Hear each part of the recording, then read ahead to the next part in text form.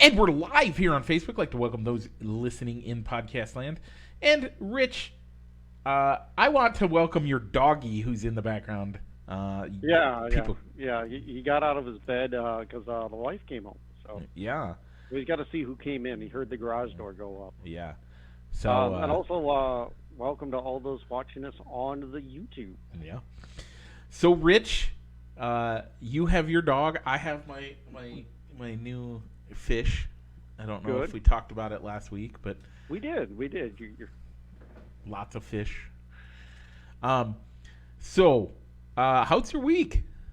You know, it was good. So health-wise was a little still kind of recovering from a cold, have a little bit of a gout flare-up. So yeah, those are no kind of good. walking a little gingerly for 2 days while it was dealing with that. But we bought a new car.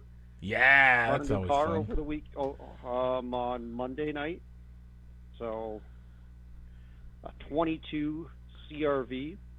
Nice. Technically, it's used because somebody just had to have leather, so they traded it in their car so they could get one with leather. So we got a good deal on it, and it not only gets the manufacturer's warranty being a 22, we also get the certified warranty on top of that.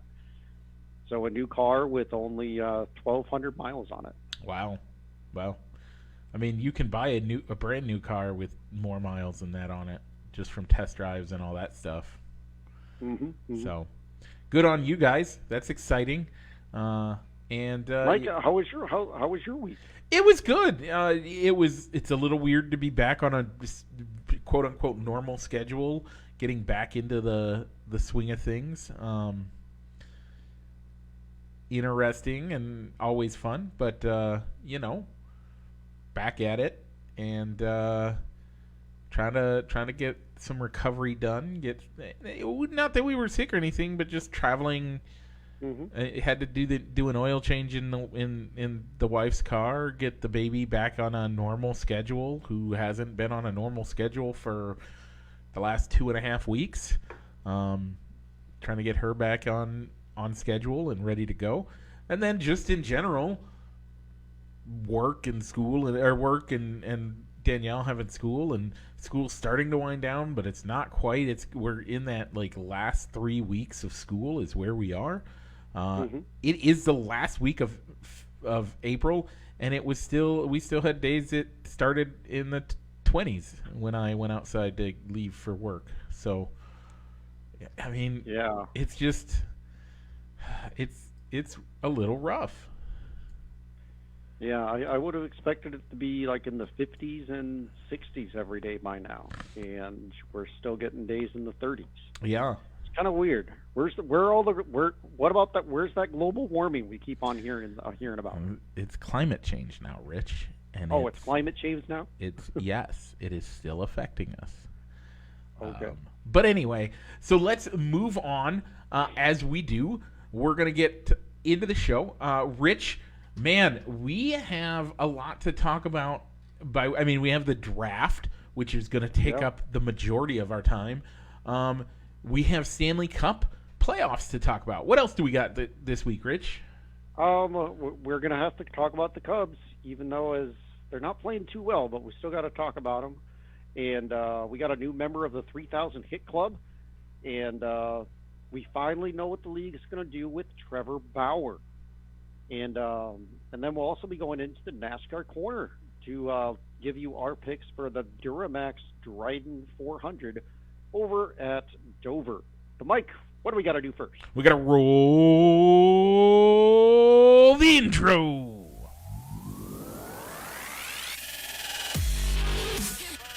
Broadcasting live from somewhere in Iowa. This is Balls and Sticks, the podcast with your hosts, Mike and Rich.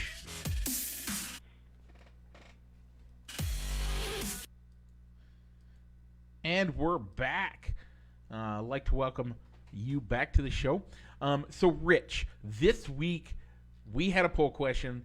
We're still in doing music. We're still just talking about random music stuff. This week it's going to be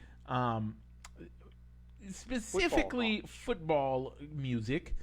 We have the Super Bowl Shuffle and all my rowdy friends and Mr. Touchdown USA. I don't know Mr. Touchdown USA. Never didn't actually take the time to listen to it this week. All my rowdy friends, the theme song for Monday Night Football for the past 30 years. Yeah, pretty much. Or more. Good old Hank Williams Jr. just rocking it out. And then the Chicago Bears Super Bowl Shuffle. So, it has been, I mean, lots of stuff going on. And, so, yeah. So, Mike, I went with All My Rowdy Friends. It's had a lot more staying power and it's still currently being used. How many times did you tune into ABC on when you were growing up and you heard Hank Williams Jr. Yeah, belting out the song before they cut to Al Michaels and one of his whoever it was that partners. week. Yeah, whoever it was on that particular season of the NFL. Yeah, no, I totally get it. I had to pick the Super Bowl Shuffle. We did have a very low vote this week, as there were only 5 votes. Josh Couture, your brother-in-law, and you both voted for All My Rowdy Friends. Me and your dad and Mark Johansson,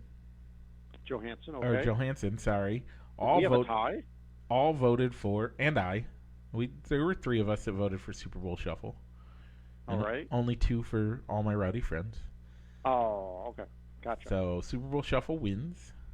And that's what I thought would win when you put together the list. So no surprise, but I don't know. I mean, I like the Super Bowl Shuffle, but it was very specific to that year and that playoff run for the Bears. It's also kind of, yeah, it's kind of a rallying cry for the Bears, and still to this day you have people that talk about it all the time. Because tell me another championship team that has a song like that. There isn't one. Okay, enough said. All right. So this week, with the Stanley Cup playoffs starting on Monday or next week, we're going to go hockey. And I could only really find 2 songs that really talk about hockey in them. So it's Hit Somebody and I Want to Drive the Zamboni. So with me, I'm not even really that familiar with either of these songs, so I'll make sure to put a link to the YouTube video for both songs into the comments section. Okay. So you can get an accurate a vote rather than just choosing one. So, Mike, do you see what's coming up next? Is it a left turn, Rich? It is a left turn, Mike. And what's after that? Is that another left turn? It is, Mike, because we're going into the NASCAR Corner, presented by Triple I Sports Cards Incorporated, Molina, Illinois, over on 5th Avenue, or you can check them out online on their eBay store, Triple I Sports Cards Incorporated. Okay, so, Mike, last week we were go ahead, Mike. Last week we were in Daytona for the Geico 500 in Talladega. Sorry, Talladega. Your winner was Ross Chastain. Rich, your pick of Chase Briscoe wrecked out way early. Yeah. And Denny Hamlin came in 18th. Chase Briscoe out 38th. Ross Chastain coming in with another win, smashing yet another watermelon and sharing it with a fan. What do you think? Did you watch much of the race? I did. I think we watched like the tail end of the stage 1, and then we watched the rest of the race. Yeah, I mean, it doesn't surprise me that Chase Briscoe wrecked out. That happens at Talladega on the super speedways. Yep. You never know what's going to happen. I 100% on the whole thing. It was on the TV. Does that count? Yeah, it counts. I NASCAR napped through much of this race. It was, like we talked about last week, it was a long week. And we were exhausted, and we laid on the couch, and we did nothing, and we slept, and the baby slept, and it was a great Sunday. Yeah, and the NASCAR nap is what hurts you, I think, Mike, Yeah. because on the fantasy side, while you won at Talladega, you could have had much more points if you had checked in your garage driver and put him into the lineup. So on the fantasy side, Mike, as I said before, you won with 164. I came in second with 150. Dupo came in third with 147. The Easers got 144, and the Bunkhouse only got 115. Overall, I have the lead, but the Dupo is catching up as I got 779. Dupo has set 1757. And Mike, you're still in fifth as you're at 1388, well behind the Easers who have 1589. So you got 200 points to make up there, Mike. That's all right. I will do my best. All right, Mike. So we're going over to Dover, the Monster Mile. Yeah. And a so who a you pick, mile Mike? long track that races like a short track. Because it's a rough track. It's hard. You're gonna get your Dover stripe. Good luck. It's one of those things. And we will 100%, like, it's gonna be fun, but watch out. Chase Elliott, man, I'm gonna take your driver from you. Yeah, he would have been my pick if you hadn't gotten him, if you didn't get the chance to pick first. So I'm going to go with another guy that, looking at the track history, he just seems to be a top 5 machine at this track. And I'm going to go with Martin Truex Jr. over Joe Gibbs. That's a good pick. That is a great pick. Okay, anything else in the NASCAR world that we need to talk about before we keep making left turns? You know, Kyle Busch seems to be making some, maybe not controversial, but some talking about his future at Joe Gibbs Racing over at Talladega. Yeah. When asked, well, where do you see yourself next year? You think you're going to be back next year? And his response was, you're going to have to talk to Mr. Gibbs about that, because he is losing his primary sponsor, M&M Mars. Not to no fault of his own. They're just choosing to get out of NASCAR sponsorship. So it seems like he's going to need to find some new sponsors, or he could be looking for a new ride next year. Yeah, sponsors always come. I never worry about sponsors. When you're in that size of NASCAR, in the top tier of NASCAR, you're gonna find a sponsor. That's rarely an issue. The issue comes with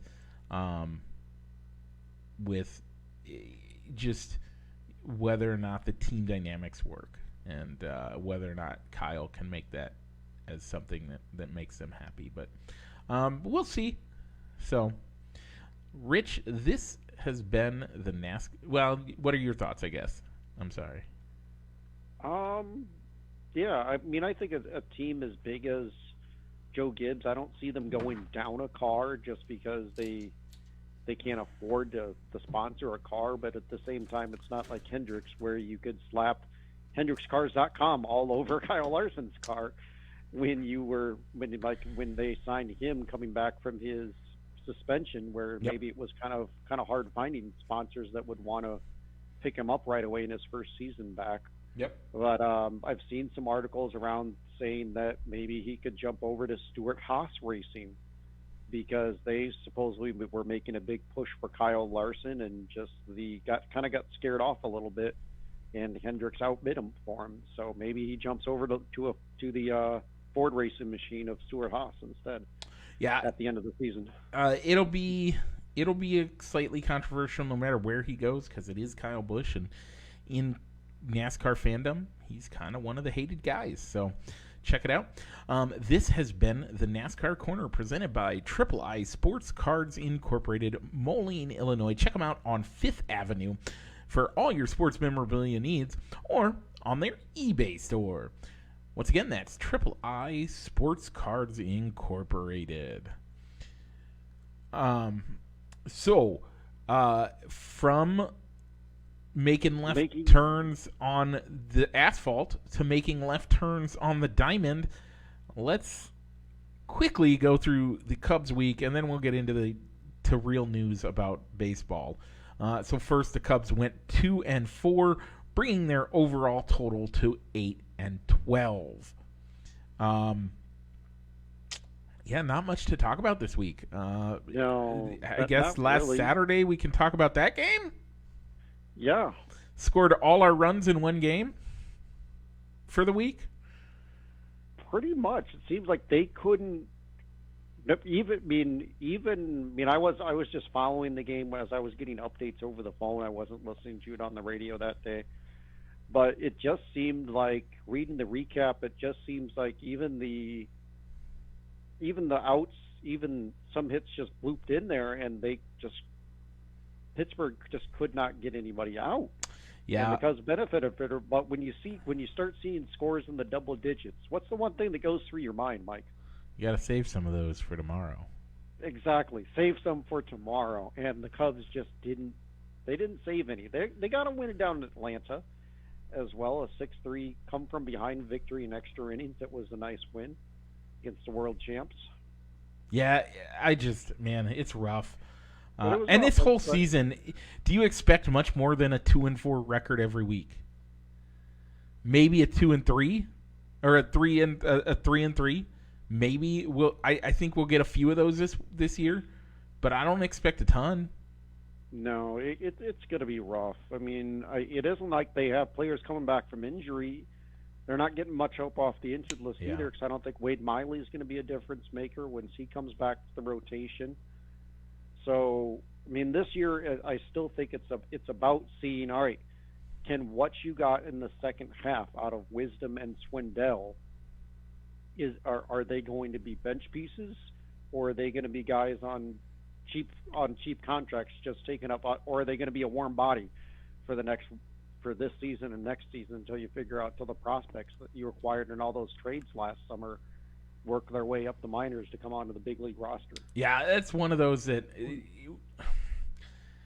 I don't see much promise in the current big league roster. I see some potential, but I don't see much promise, if that makes sense. Oh no, it totally does. I don't think. I mean, it wouldn't surprise me in 2 years when you start to hear talk of all those minor leaguers that we acquired in AAA, and seeing the Iowa Cubs and the Tennessee Smokies, how well they're doing because those prospects are starting to round into form. Speaking of minor leagues, that this entire roster is totally different in 2 years. Yeah, speaking of minor leagues, we got to talk about it. Did you get out to see the South Bend Cubs? I did not. Okay. They were in the Quad Cities this week. That's why I bring it up. Okay. I didn't know if you had noticed that or if you knew that. They were supposed to be playing the Cubs this week, or the South Bend Cubs.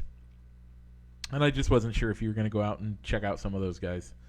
It's still kind of chilly for baseball out in the Quad Cities, and so still kind of recovering from a cold. And then that cold wind off the river, and I don't blame you. I'm not saying I blame you. I just was asking. It was something that I heard was an opportunity this week. Okay, so the next thing. News and notes around the MLB. Miguel Cabrera joined the 3,000 hit club. Yeah. One of only 6 players to have 500 home runs and 3,000 hits. Yeah. So great to see. Been a guy that's been in the industry. I mean, been making great hits for years. Good to see him finally get the payoff that he deserves. I can celebrate him more now that he's not a White Sox. He was never a White Sox, Mike. I thought he played for the Sox one year. Are you thinking of Milky Cabrera? That's probably it. No. Miguel has always been a Tiger and a Marlin. That's right. So, 3,000 hits is huge. Good to celebrate that. Yeah. But Miguel was on the team that broke the Cubs' heart back in 2005. Yeah. Now, is it wrong that when I first watched the clip, I'm like, he's out?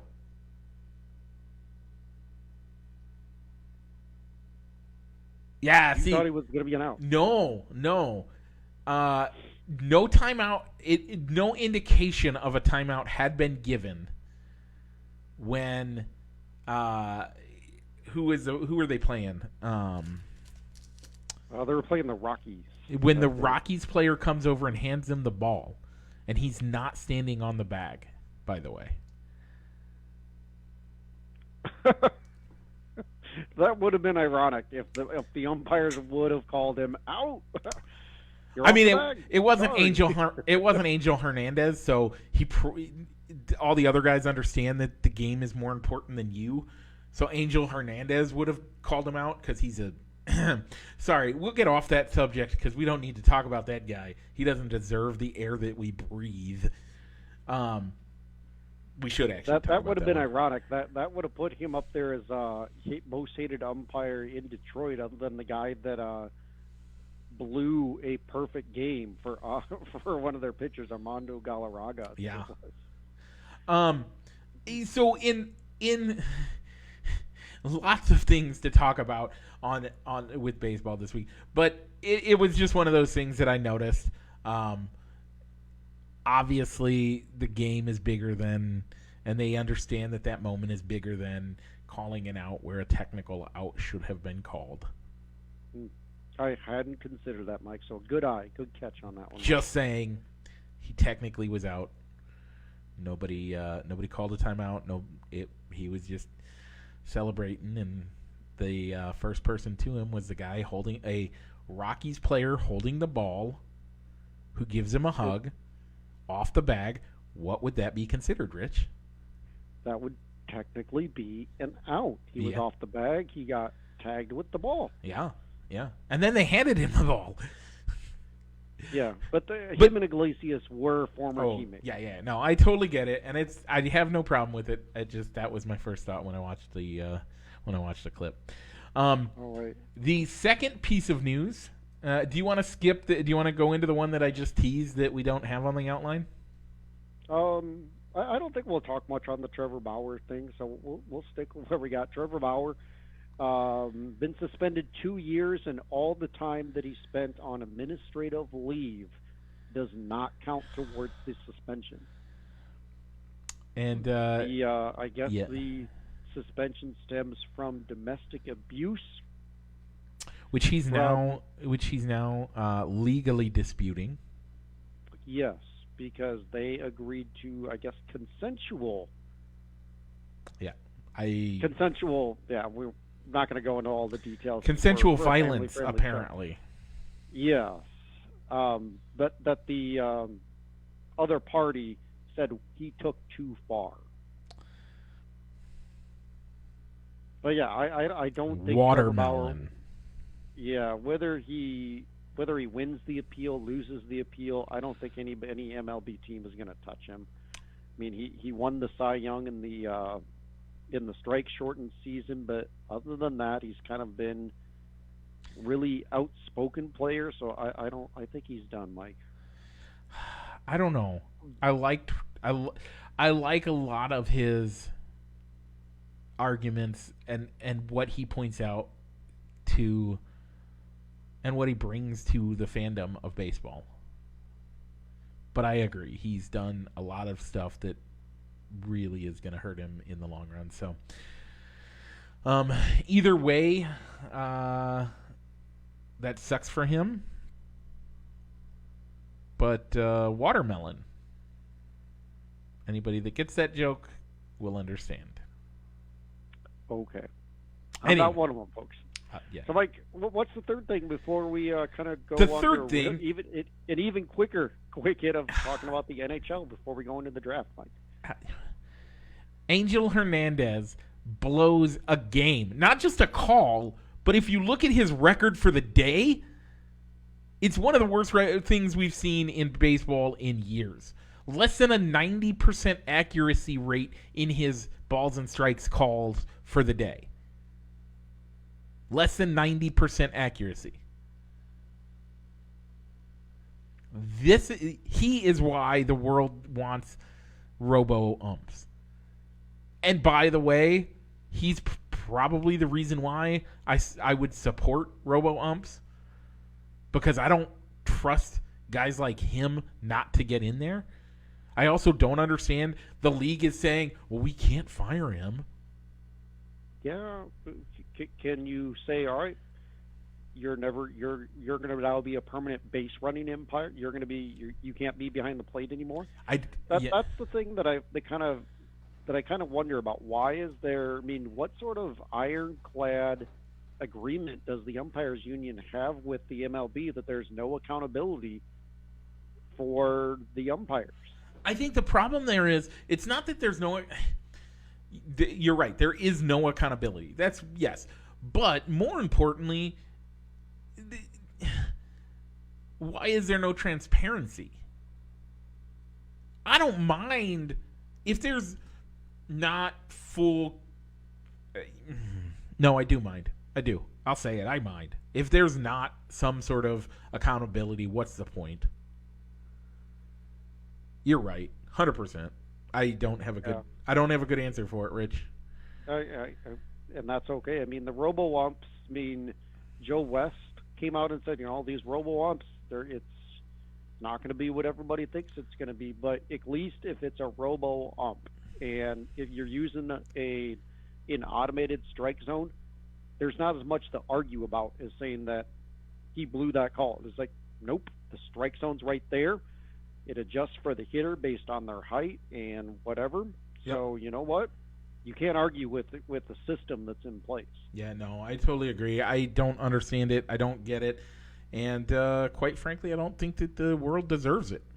It is starting for me to – I hate the concept of it in general, but Angel Hernandez has convinced me. All right, Mike. Anything else in baseball before we talk real quick on hockey? Let's skip to hockey. Let's go to hockey. Okay. All right, Mike. Our division picks were terrible, Mike. Yeah. As we didn't get one division winner correct. Nope. The Atlantic, we both picked Tampa Bay. They made the playoffs, but the Panthers win the division. Yeah. In the Metropolitan, the Carolina Hurricanes win the division. Mike, you picked the Capitals, who made the postseason. I picked the Islanders, who are going to miss the playoffs. In the Central, I picked Dallas. You picked Nashville. Both teams made the playoffs, but it's the Avalanche who win the division. And in the Pacific, the Flames won the division. The Golden Knights missed the playoffs for the first time in franchise history. Wow.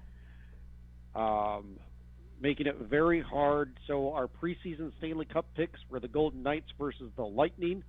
That's my picks. You can't do that one. Golden Knights didn't make the playoffs.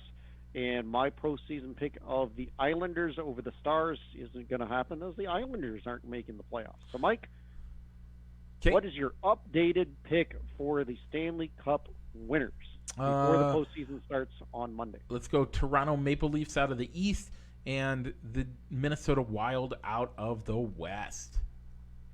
I like it. I mean, Toronto's going to win. Toronto wins, yeah.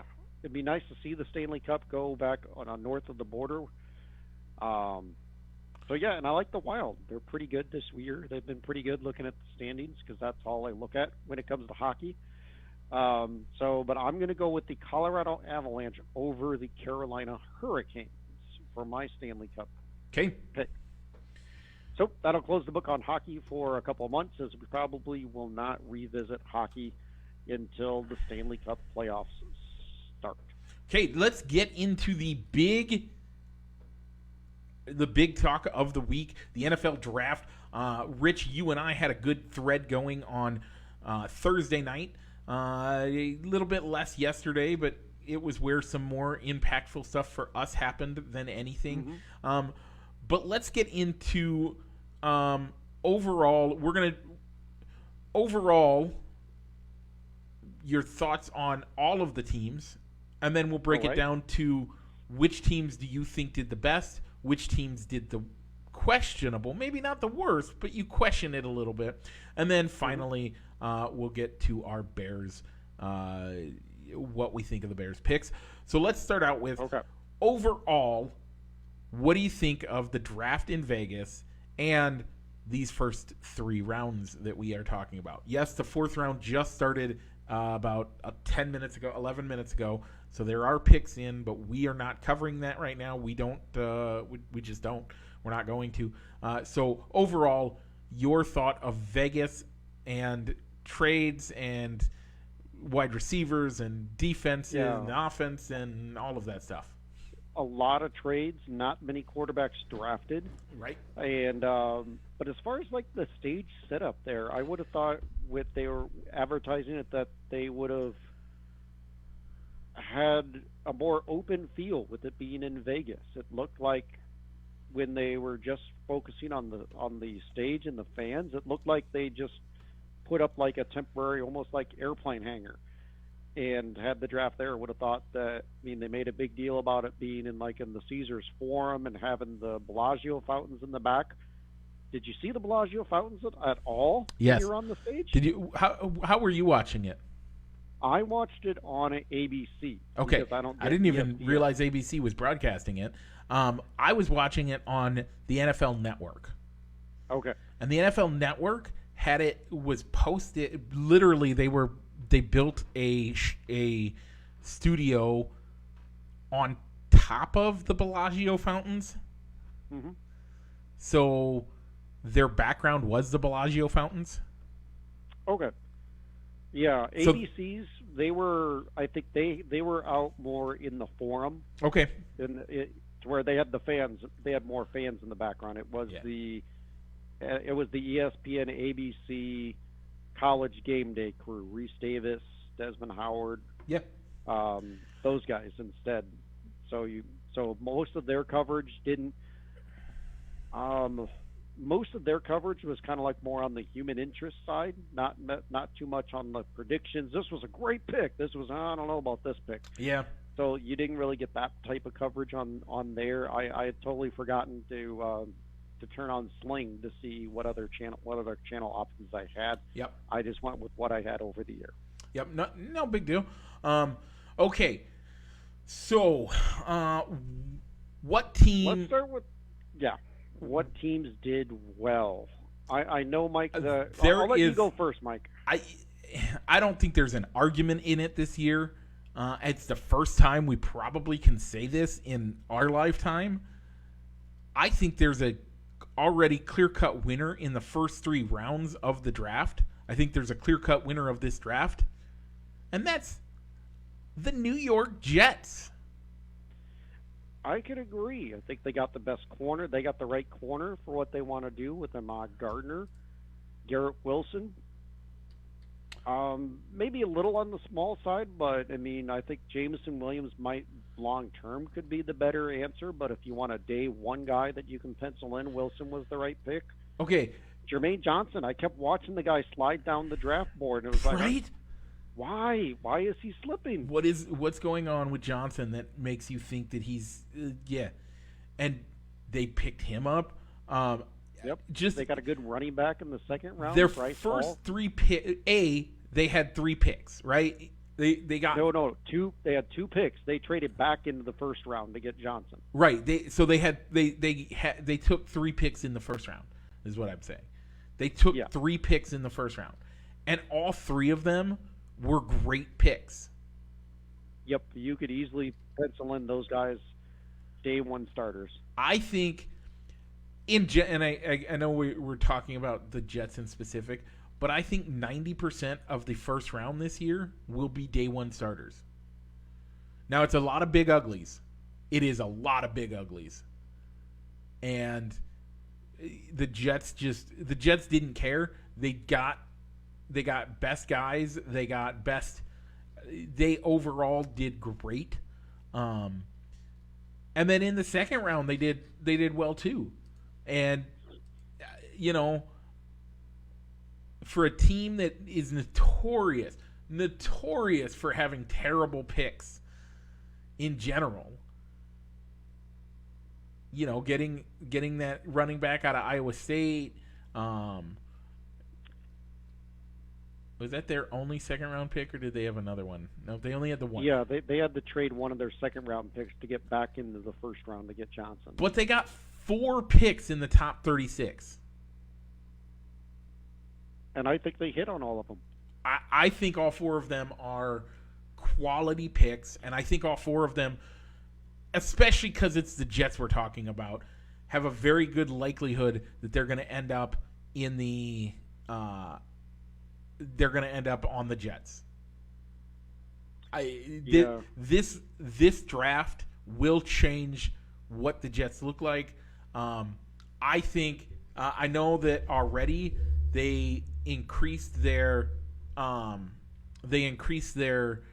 odds to win the NFC East significantly, and that was after day 1. I didn't look at it after day 2, but if the Jets aren't an A, I don't know who is this year. No, yeah, I would totally give the Jets an A. I would almost give them an A+, by the way.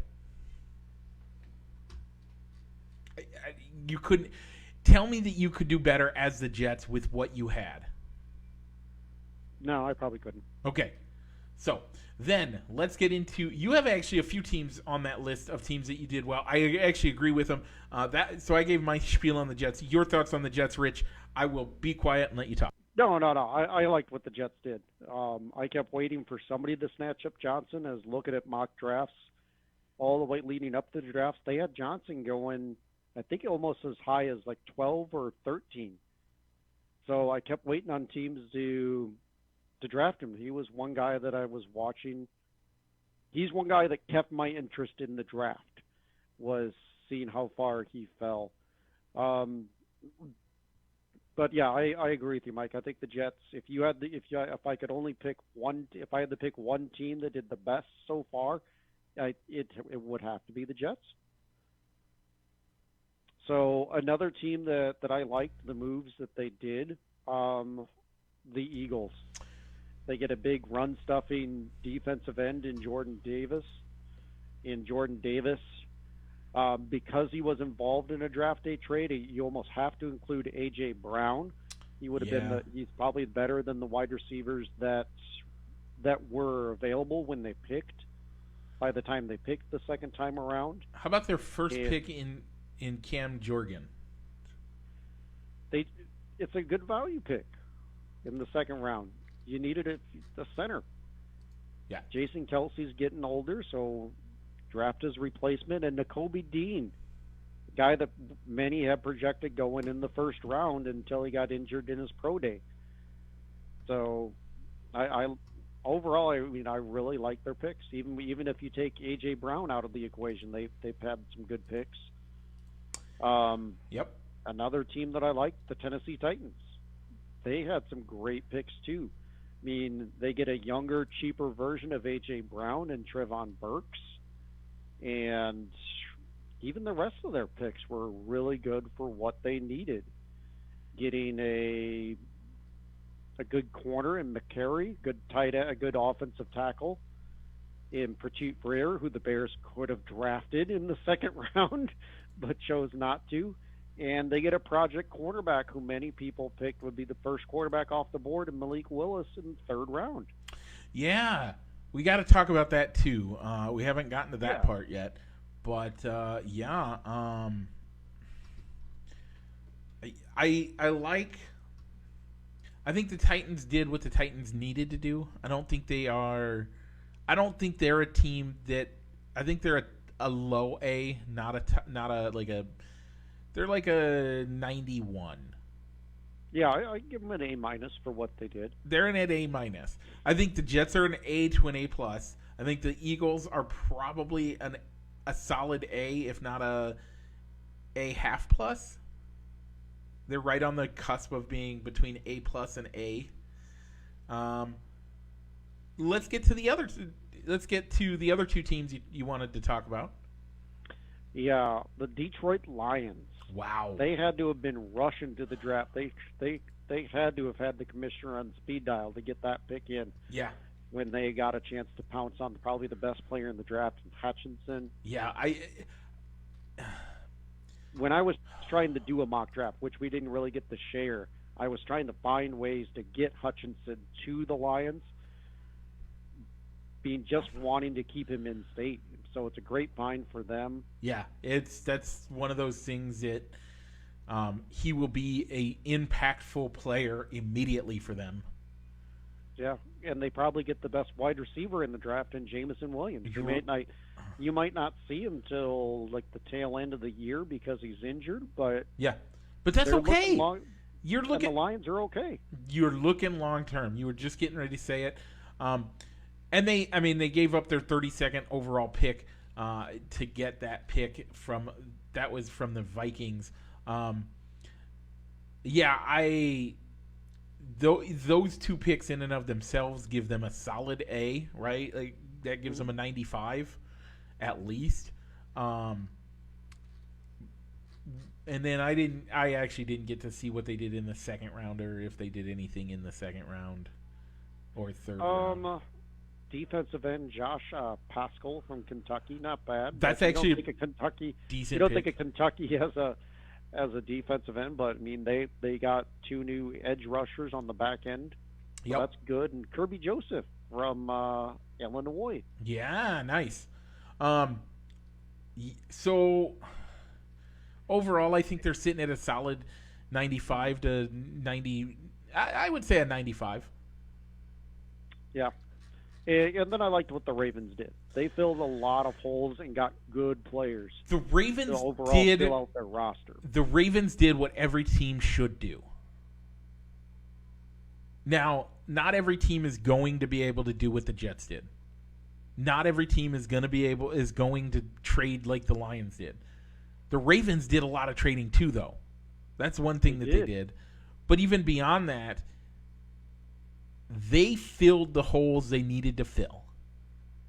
And they drafted the best on the board when they did.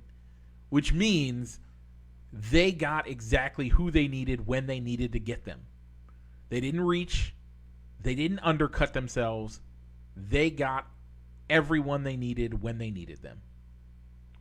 Yeah, the only problem that I see with the Ravens roster right now, well, all those guys are going to come in and be impactful players. Maybe not David Bajabu, because he's probably going to have the red shirt because of the injury that he has. But you can. By the way, got that on his pro day. Yeah, but who's Lamar Jackson? They kind of upset Lamar Jackson when they traded away his best wide receiver to be able to get the draft pick to select Kyle Hamilton. Yeah, so that's the discussion.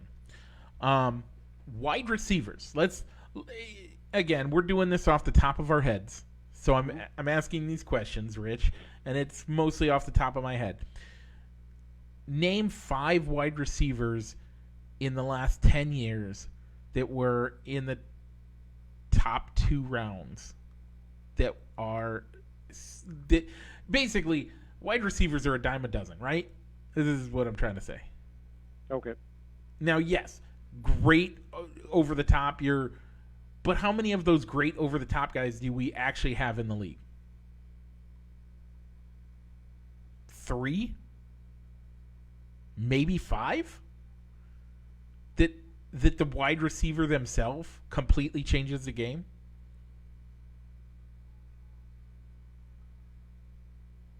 Yeah, I can give you that one. Okay. Wide receivers are starting to become a really good premium position again, though. It and 100% is. It's important to have good wide receivers. But how many teams do you need those over-the-top wide receivers? Yes, you need a 1. But you can get a 1. There are lots of 1s, what are considered 1s. Now, there might not be... I liken it to the quarterback position. How many elite quarterbacks do you have on your list when you talk about elite quarterbacks? 5? At least 15. I don't know. They're elite. I go elite 10 that are in the game right now. Yeah. Okay. I think I can go. I think I can get to 8 to 10. Okay. Are there that many elite wide receivers currently in the game? Take out I'd this probably draft. go 5 or 6. Okay, But now those 5 or 6, those teams probably found them in the second and third rounds too. Here's the other side of that. All first round picks. How many wide receivers are on the field at any given moment? Depending on the team, 3 to 4. Okay. How many quarterbacks are there at any given moment? 1. Wow. So you're saying the number of elite household name wide receivers, not only are there less, but there are 3 to 4 times as many to pick from? Wide receivers, yes, it is important to have good wide receivers, but you don't need elite wide receivers. Because name 3 wide receivers that Aaron Rodgers is going to throw to this year.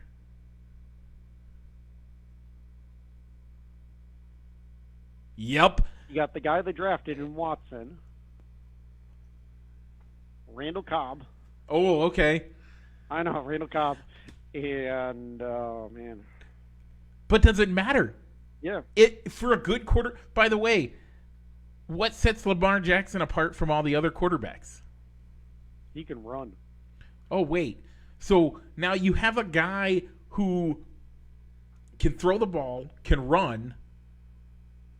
Does he really need elite level wide receivers? He needs guys that are going to keep. He doesn't need a Pro Bowl. He doesn't need a Pro Bowl wide receiver on the team, but he still needs guys that are competent wide receivers. And I'm just not seeing the wide receivers on that roster. But yeah, I mean, with the way the Ravens offense works, running the football, play action passes, you don't necessarily need you don't need the wide receivers that are going to go to the Pro Bowl every single year on that particular roster. And I don't even think Hollywood Brown was a Pro Bowl type caliber player.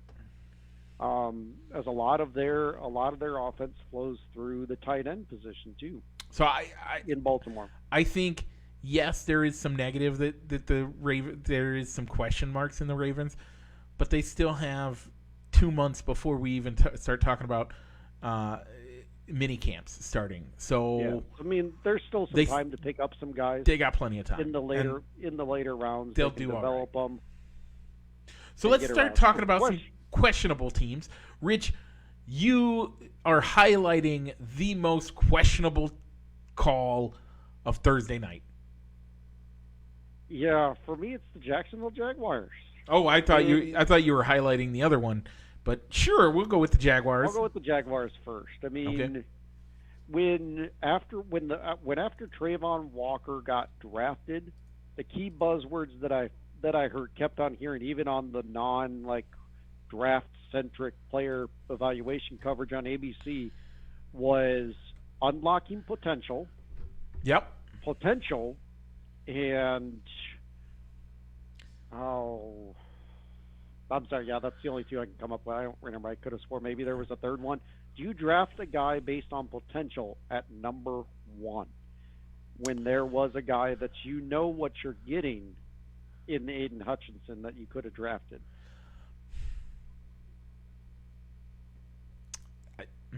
It is a questionable call. The only other thing that they get with Walker over Hutchinson is that he's a little bit more versatile, as you could line him up as an edge rusher, as an outside linebacker, flip him inside, keep him as a hand in the dirt defensive end too. But he is a Swiss Army knife when it comes to being a lineman. When it comes to being a defensive lineman, he can be put anywhere on that line, on that defensive line. He lines up at nose tackle on occasion. He lines up as an edge rusher on occasion. He can be a middle lineman. There is no place you can put him that you gotta worry about it. I have no issues with it. But was he the best on the board at that moment? No. Everybody acknowledged it. Everybody acknowledges that Aiden Hutchinson was the number 1 person on the draft board. except for the Jacksonville Jaguars. I don't know. Do we know? Do they know what they're doing there in Jacksonville in general, though?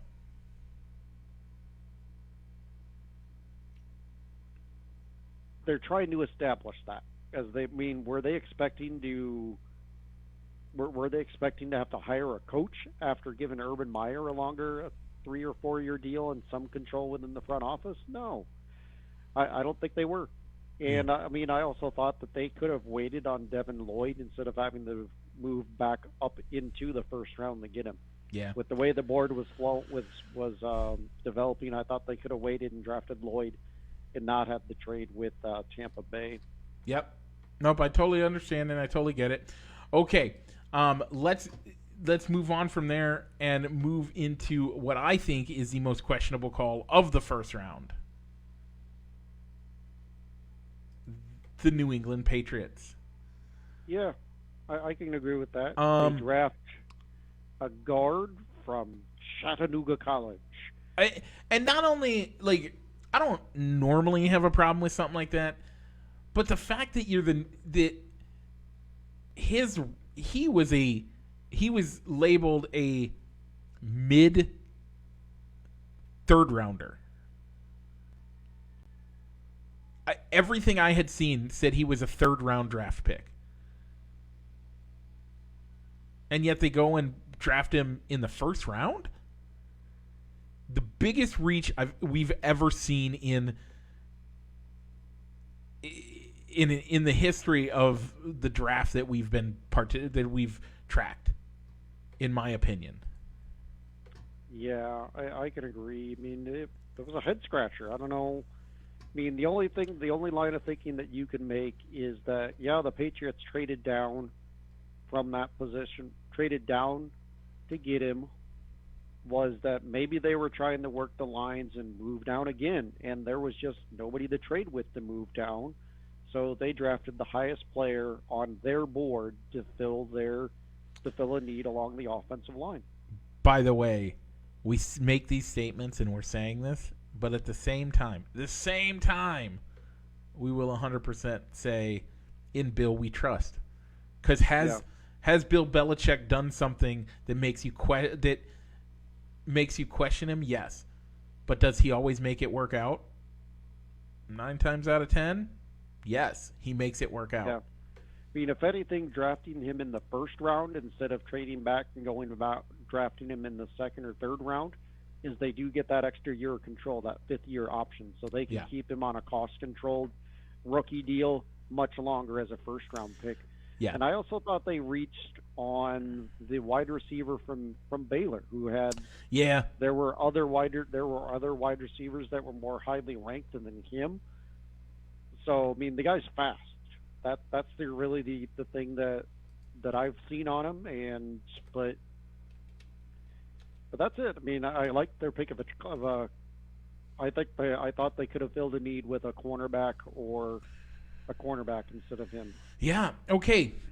You have on here, and I actually made this point to a group of friends that I chat with, or a group of friends up here, and then you bring up the next one on your list, and I will give you, and we're gonna have to start looking at wrapping up fairly soon, but we got a little bit of time. All right. So I'd have to say the Minnesota Vikings. I agree, but they went and helped division rivals, though. I mean, granted, Jameson Williams won't be a day one starter, and he probably won't get in until the midway point. And then they go and help out Aaron Rodgers and the Packers as well by swapping picks in the second round with them. Yep. So, a friend of the show, Nick Rice, said, because I questioned it myself. I questioned it in a group chat with him in it, and he said they turned a couple of picks to have 4 second-round picks.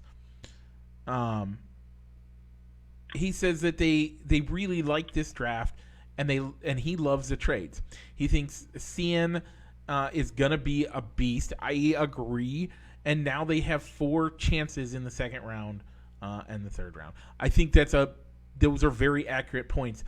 Here's some things to think about. However,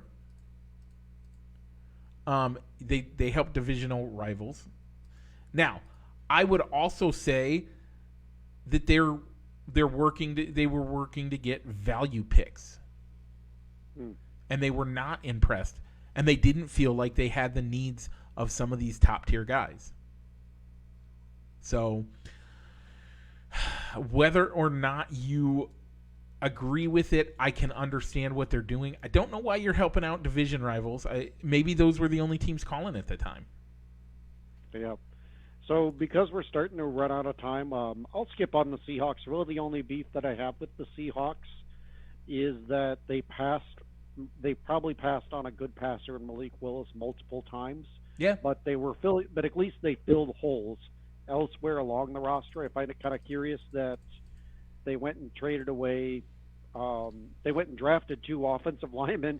And what was the major complaint with Russell Wilson as he was working his way out of town? I don't have an offensive line to protect me. Yep. So at least the next franchise quarterback that comes into Seattle won't have that problem. Yeah. Mike, who's the last team that you want to talk about that maybe made some questionable decisions before we move on to the Bears? The Green Bay Packers. All right. Why?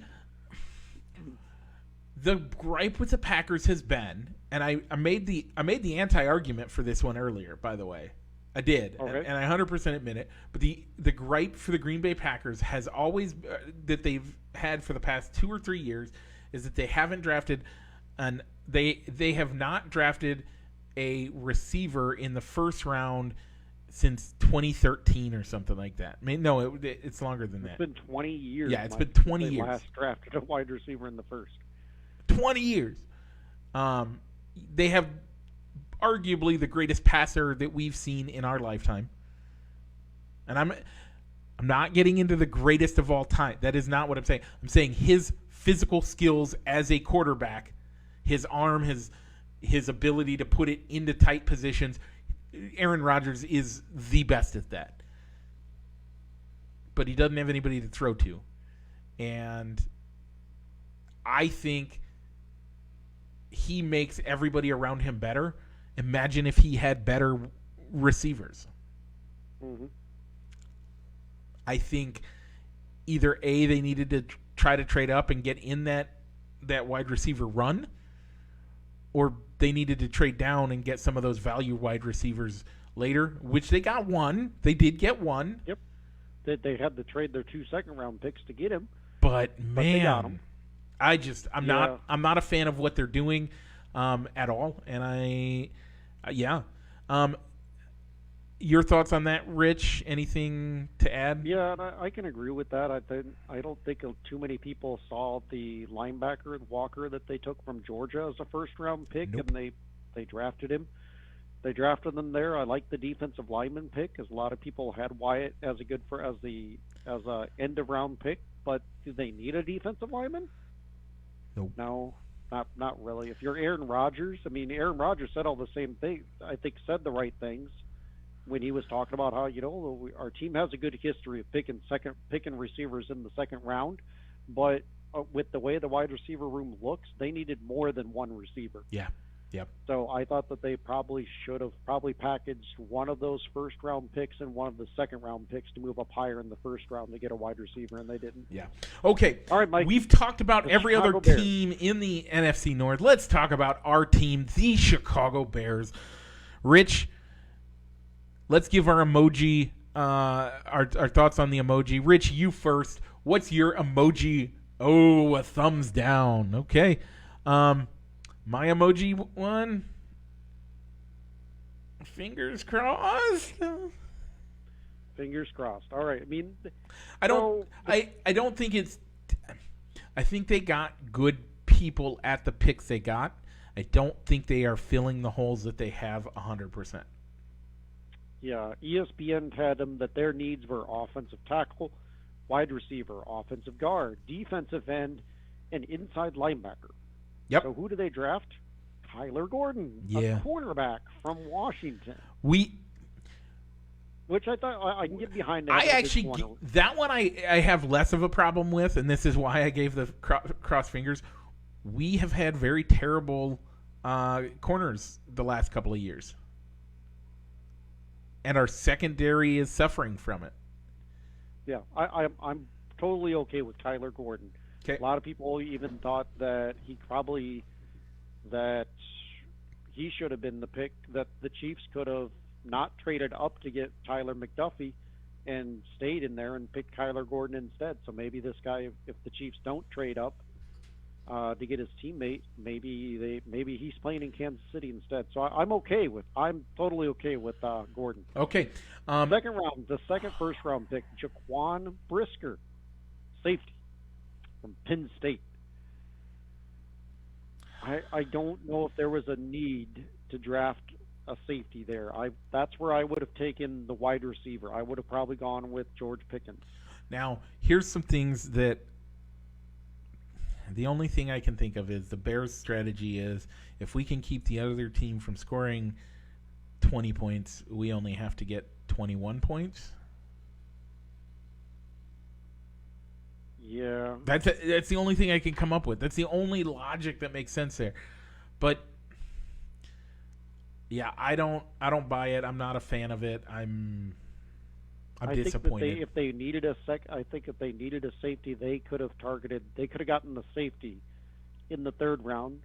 And in the third round is where we get our wide receiver, but it's probably a name you didn't hear about leading up to the draft, in Velus Jones Jr. from the University of Tennessee. 25 years old, Mike. Yeah. So they're drafting a guy that's going to come in at the age of most of our veterans. Yeah. I've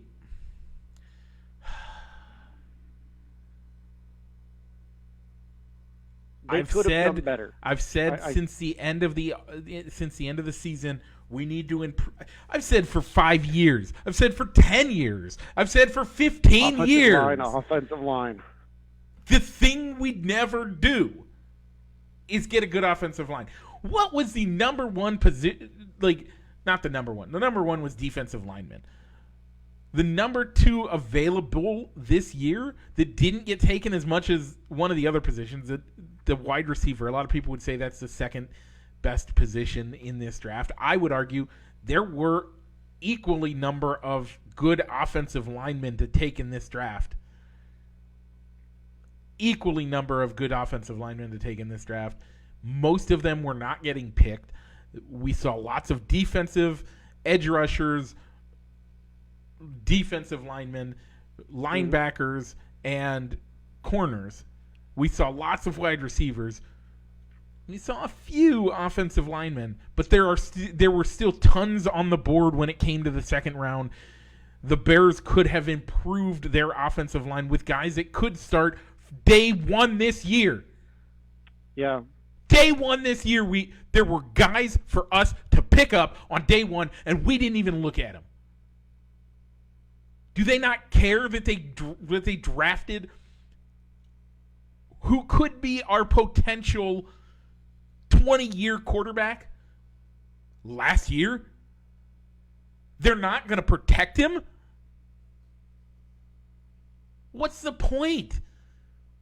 Go out and pick up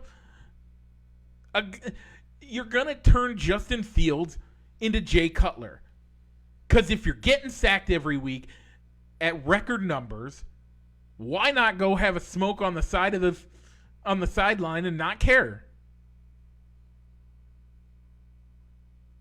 I can't believe what they did. You've triggered me, Rich. I'm taking my fingers crossed, giving him a double thumbs down. Okay. I will be a Jets fan today, as like a typical Jets fan. I will boo my team's picks. Okay, I got to get off this. Do you got anything else to say about the Bears? I don't. I mean, there were some good offensive linemen available. I mean, I've said it for 15 years, Rich. Exactly. If anything, I would have almost been happy if they would have passed on the wide receiver and picked up two offensive linemen that went after they selected Jones in the third. Abraham Lucas. Okay. Going to Seattle, or even Bernard Ryman, who went over to Indianapolis in the third round. Okay, Rich, you ready to make the move? Spoiler alert, spoiler alert, spoiler alert. If you do not want to hear about The Masked Singer for this week, we appreciate you watching up to this point. If you want to listen, keep listening. Here we go. Rich, spoil it for the people. All right, Mike. Going home this week was the baby mammoth. Ooh. Yeah. Okay. So Team Cuddly loses another one. Yeah. And the baby mammoth was Christy Alley from Weird. Cheers. Wow.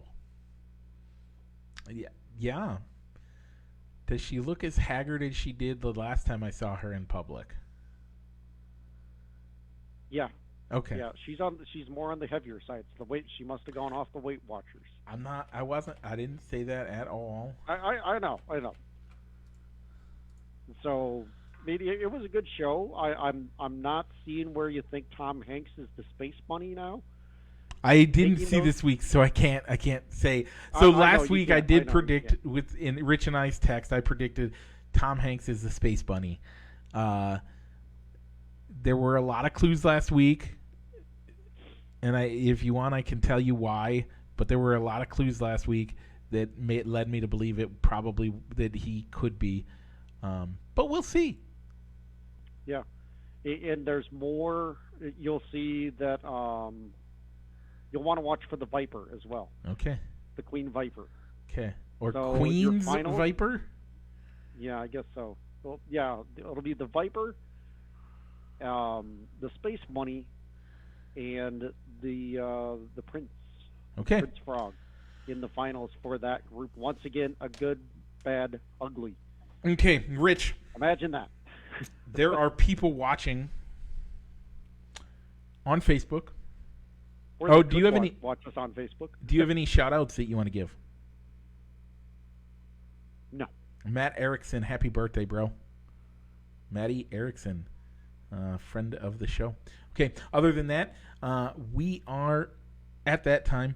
If you are watching on Facebook and you want to take us along with you in the car, check us out wherever you get your podcasts, including Spotify that now has video podcasts. Ooh. So you can check us out on video there too as well. If you are listening to us, if they're listening to us on their podcast choice or podcast place of choice, but they want to see our pretty faces, but they don't like Facebook, Rich, where can they go? Check us out on YouTube. Okay. If you're a YouTube watcher, I mean, you can even put us on a loop and play our episodes to get our watch hours up too. Hey, put us in the background. Yeah, put us in the background. Okay, Rich, what's the time to do? Mike, I think it's time to roll the outro. Broadcasting live from somewhere in Iowa. This is Balls and Sticks, the podcast with your hosts, Mike and Rich.